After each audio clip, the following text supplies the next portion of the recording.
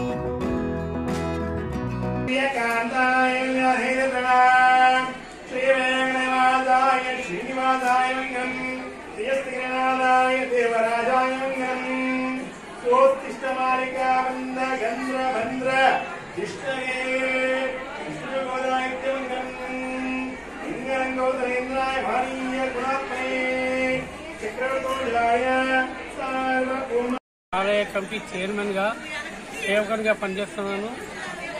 కాగా నేను బ్రాహ్మణ్ అవడం చేత కార్తీక మాసం యొక్క వైద్య కిషన్ రావు కార్తీక మాసం విశేషం నాకు కొంత తెలుసు కాబట్టి ఇక్కడ ఆకాశ దీపం నెల రోజులు రోజు ఒక 50 నుంచి 60 మంది భక్తులు వచ్చి ఒక 600,000 దాకా భక్తులు సందర్శిస్తున్నారు.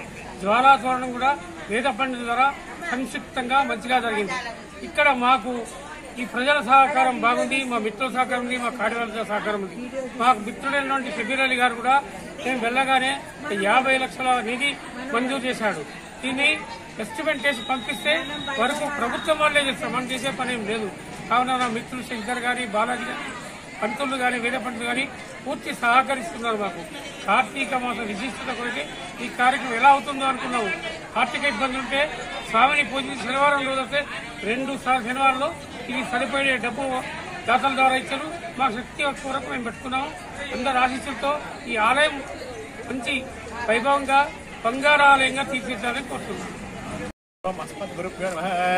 श्रीशैलेशपात्रं विभक्त्यादि गुणार्णवं यतीन्द्रं प्रवरं वन्दे बीजामात्रमुनिं लक्ष्मीनाथमारम्भादयामुद्यमा अस्मदाचार्य पर्यन्तां वन्दे गुरुपराम्परां శ్రీమతే రామానుజ జై శ్రీమన్నారాయణ. మన కామారెడ్డిలో అత్యంత పురాతన దేవాలయం అంటే పంచముఖి దేవస్థానం. ఆ దేవాలయంలో ఈరోజు కార్తీక మాసం అంటే కార్తీక వనభోజనాలు ఏర్పాటు చేశారు. అంటే ప్రతి మాసాన్న ఇదే కార్తీక పౌర్ణమి రోజు కానీ, ఇదే కార్తీక ద్వాదశి తిథి రోజు కానీ, ఇదే త్రయోదశి అంటే కార్తీక మాసం ఏదో ఒక రోజు ఇక్కడ వనభోజనం ఏర్పాటు చేస్తారు. ఫస్ట్ దాత్రి అంటే లక్ష్మీనారాయణ దేవి పూజ చేసిన తర్వాత ఆ స్వామికి అంటే లక్ష్మీనారాయణ రూపంలో ఉసిరి చెట్టుకు నైవేద్యం చేసి ఆ ప్రసాదాన్ని అందరికీ వినియోగిస్తారు.